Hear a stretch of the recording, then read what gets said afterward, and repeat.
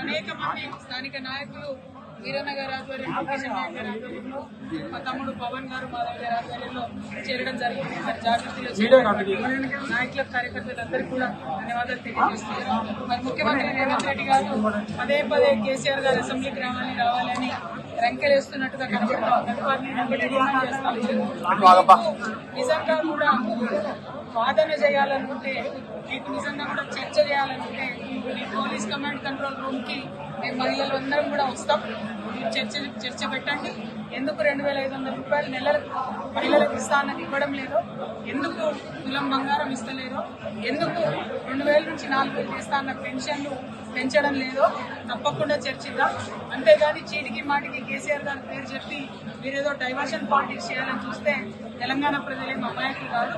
మీరు చేయనటువంటి విషయాన్ని ఖచ్చితంగా వెంటబడతాం.